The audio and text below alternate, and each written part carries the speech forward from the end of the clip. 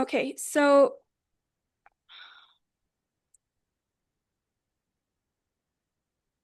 can everyone see my presentation? Yes. Yes, I can see. Okay. So, so when you want to write a story, what you need to do is understand the theme of a story. Basically, what a theme is a overarching message, a big idea basically that is put into the story. Very it is something that the author wants the reader to get, and something that we seek in a story. Like, for example, if you're going to want to read a story, it has to have some kind of message, right? It can't just be sometimes it really sometimes you want to read something that is actually have an idea and not just uh some things that are without plot, without a message. It doesn't have any meaning. That's not interesting to read, right? So theme is the thing that makes the readers have gets the insight with the readers about the ideas, relationships of the characters, and the issues, and insights to issues about things that are actually happening in real life. Uh, Second thing is story elements. Basically, story elements are the things, the things that are communicated through the story. When you're taking note on the characters, the plot, the settings, and more, these we're going to be able to determine the message that the author is trying to share. Like, do you guys know the fable of the fox and the sour grapes? Does anyone know what the fox and the sour what Yes, I know it. Okay, so you can see that in that fable, the message is the people who cannot reach the thing that they want will turn away and say that it's something that they turn away and something say that's something evil or something bad. So this you can see this in the parts of the stories by when, like, for example, the part of the dialogue where the fox says that or the part of the dialogue when the fox said thinks that he wants those grapes, or the part where he cannot reach it because they are on a very tall vine, or the part in the dialogue where he said, I don't like those sour grapes anyways. So when you take note into these, you can basically deduce the type of theme, basically a message that the author wants to send to the readers. Characters are people who appear in the story. They can be anything really, because in fiction and even in nonfiction, they are very abstract. Usually they are not real. And they are the people that you would be getting insights like thoughts, actions, and their thinking lines by when you're reading something. Because when you're reading something, over overall, you would see that in each character, if it is done correctly, you can see their appearance, physical appearance, how they think, how they talk, how they act, and the thoughts of other people and the thoughts of other people surrounding them, thoughts, words, actions of other people surrounding them, what they think of that character, basically. Plot. So plot is, I cannot stress this enough, one of the most important things in a story. Plot is a series of events in the story. Sorry about the typo, by the way. It is going usually a plot, if you go by usually a plot is consists of three things: the beginning, the climax, and the resolution. So, for example, if you have, say, what else? For example, if you have, say, Alice in the Wonderland. So the first is when you first begin, you would have a lot of introductions about Alice, what world she is in. And then the climax is when she falls into the rabbit hole and then she meets very interesting characters. She meets very a lot of problems and challenges. So that it so that it mm, so that is the climax. Now, I won't spoil Alice in Wonderland for those who have not read it, but when she resolves the issues and she gets back, then that is called the resolution. These major events are the things that help the plot. These major events are basically the plot of the story, and it would help to try and reveal the overarching theme of the story itself. Okay, this is very interesting one, which is motivation. Usually in children's books, there was not much motivation is not really discovered much, but when you read into things like classic literature or the more or maybe the more or maybe like the more complex novels, you can see that motivation is really carried on in those um in those types of stories. So what motivation is the reason why characters act they do.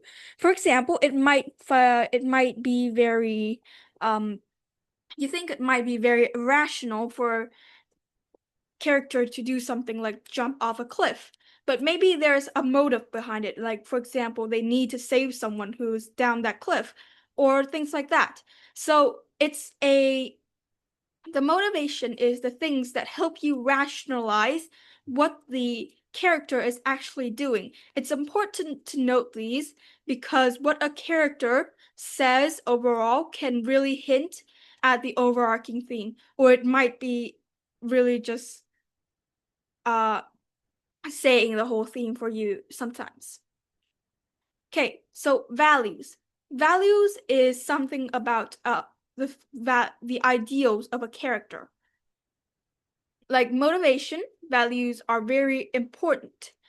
When you see values, reader values are basically courage, bravery, kindness, things like that. It could also be like the other way around, which is uh, the more evil side, of course.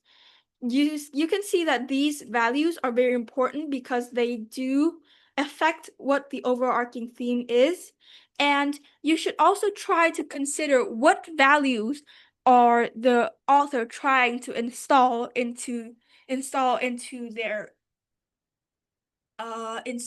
characters, especially like the main characters. So when you're writing about characters like these, you do need to be mindful about what values do your character have, and how do those values connect back to what their actions do. Three is also there is something very important, and I say this a lot because style. In a creative writing class like this, I am a lot of the time going to have to fix your writing. But the thing is, every person who writes has a different style. I try my best to to change the least possible, and to just change the parts that are not comp that are, for example, uh a bit messy, but usually I just keep it as is if it doesn't have any really problems, because style is something that is very different with one another. For example, some of you might like writing in passive voice. Some of you would prefer writing in active voice. And that's okay because people are different. We don't need to be the cookie cutter part. We don't need to be the cookie cutter writer who writes perfect characters and do everything perfect because that's not how humans are, right? So when you write, I think you should try to lean in more to what you feel right, because it shouldn't be like, oh, they're writing in the passive voice. Oh, I should also be writing in passive voice. Usually it's just what feels right when you're writing. Okay, so I see a lot of people really kind of like being confused about topic and theme. Topic is something that a word, just one single word that relates to the story. You can see here, it can be love, friendship, peace, war, kindness, justice, so on and so forth. A theme is a bigger idea, a bigger message that is woven throughout the story. It is going to be always present in the story, and you can see it's almost always written all over the story. It's going to be a very big thing, and sometimes the entire plot revolves around that thing. Examples could be kindness is always the right answer. I mean, you can do hard things. Okay. So, one more note about the plot, because I forgot to add this in, and because I forgot to add this in, but sorry. Sorry. But there are a lot of ways you could do plot, not just like the three-act plot, which is uh beginning, conflict, end. I sometimes the resolution, but usually I just use end. There's also the five-act plot structure, which okay, first I want to ask, has anyone here seen a Studio Ghibli movie? Has anyone here seen a Studio Ghibli movie? No? I have Okay. seen two movies. Okay, what movie is that? My What Neighbor Totoro and Spirit Away.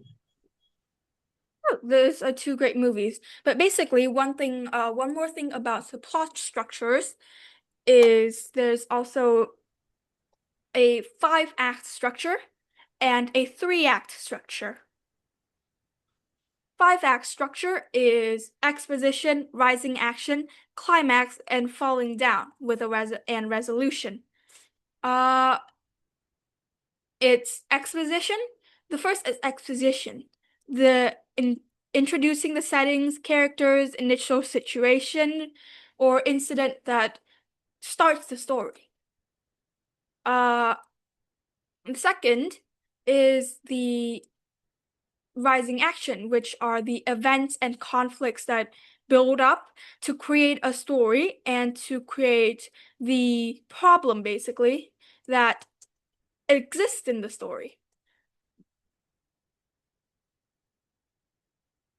Third is the climax. This is the very big turning point. It is uh the biggest part of the story, where the conflict reaches its peak. It's like, and the outcome of the story is hanging in the balance. It's very dramatic, and it's very, and usually sometimes it could be used as a, and usually the plot twist is where it is. Third is falling action. Fourth is falling action. It's the events that unfold after the climax, and uh, it's the events that are falling after the climax as the story begins to resolve the conflict and its aftermath, like leading towards the resolution. Also, in this part, there would be a significant change or and in the last part, the story would reach its conclusion, and with the characters adapting to the changes brought by the climax and the narrative will come together. So if you want to learn more about this, this is the Kinsho Tenketsu structure. Uh, Here. I'll send it in the chat if you guys can't spell it.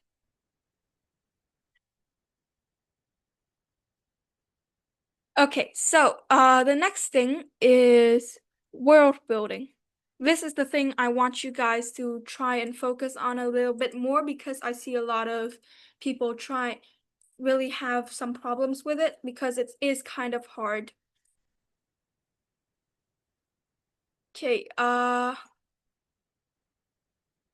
you can see the new presentation, right?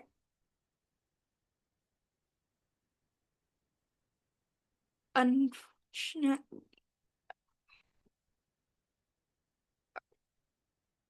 Think so?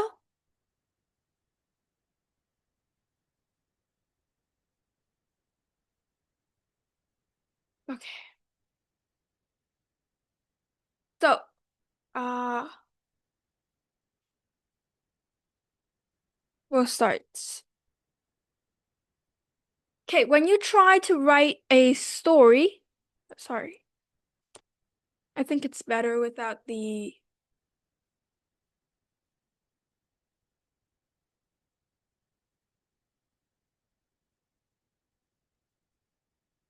Okay, sorry. But there was some lagging parts on my end. I'm so sorry about that. So we'll try to do this without the presentation, okay? Uh okay. So when you write a story, think about the place. Like, for example, in what book do I reference? Like, for example, Harry Potter, it's in the Wizarding World. It's in, for example, it might be in Hogwarts, might be in Hogsmeade, that kind of thing. Think about the things that are in there. How do the characters feel in these places? In a lot of stories, there can be, of course, there needs to be a place where things happen. It could be anywhere, like a forest, city, magical world, whatever. So in this place, characters live and act. Just like you, of course, uh, just like in the of course, when you're trying to write a story, you need to have some creativity. Every place needs to be a bit special and needs to have its own story. For it needs to have sights, needs to have sounds that can make your idea really come alive. It doesn't have to be something that is, well, overwhelmingly overwhelming with a lot of details and a lot of overwhelming with details and have a lot of lore that has a lot of traditions. It doesn't need to be like that. But the, of course, the context and the lore of it basically is very important. When talking about something normal in real world but unusual, it but unusual to the this world, then it is important for you to say so. This is basically called lore. Before you write about things that happen in your story, you need to describe it. Like, for example, you say that, oh, it is common practice for these people to serve tea in the middle of the night. For example, like that. Second is the landscape of the world that you're trying to build. Is it mountains? Is it underwater? When building a fictional world, you need to be very clear. Talk about the landscape, the things that you can see, and the things that are the places where that your story will happen. If you want, but I highly recommend this, you should add something special or strange, describing it a lot. For example, you might be adding like you can see uh if it's in the mountains, you can see mushrooms dotted all over. Uh Specifically death cap mushrooms, for example. And three here's a few tips on how to make places feel a bit special, bit more special. When you use vivid words, okay, so do you guys know when you try to use, you guys probably know thesaurus, right? Everyone here knows thesaurus, right? Okay, so if you don't know what thesaurus is, it's basically like a word synonym type of thing. And it really just, and it's very helpful when you try to find some exotic words, some vivid words that are more interesting so readers will be pulled in more. I talk about this a lot because when you use vivid words, it's going to be more interesting. It doesn't have to be like five vivid words in one paragraph. Just one is fine, and you can sprinkle them throughout to make a bit more interesting.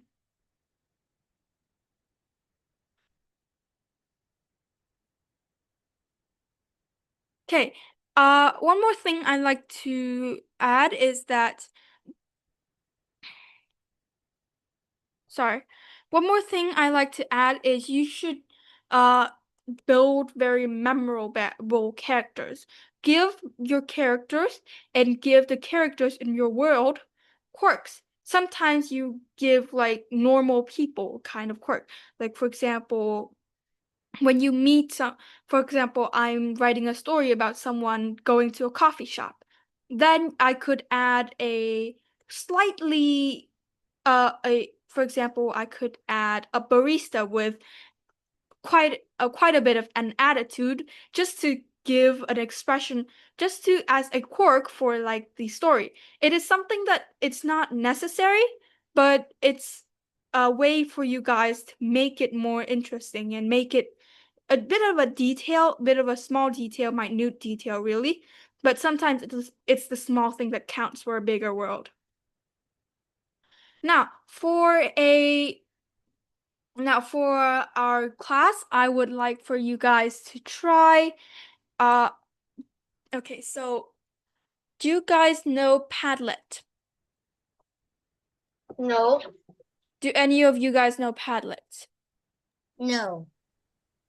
Okay, so Padlet is a pretty common um, planner that I've used for my classes, and it's a bit uh, it's actually quite it's actually really effective because you have your writing all in one place.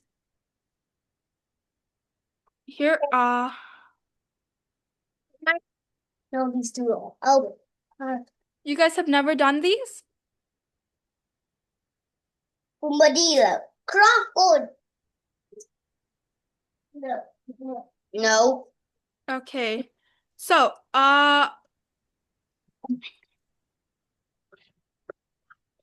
okay, let me try to send you the link for this thing. You don't need an account to use it, but be warned that if you try to write on it, but like you don't have an account, and then you accidentally click out of them and you accidentally delete the tab for some reason, then your draft writing, it will be gone. So, how do I share this?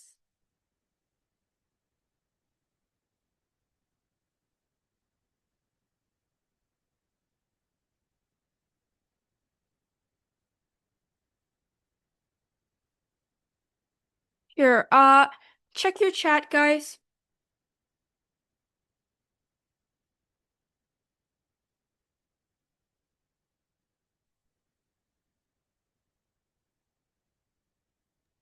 What do we do with this?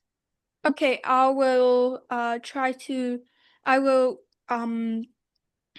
to we will be writing our stories on here, and if you have any questions about how to use this, then you can just DM me, okay? I need to put everyone's name on here though.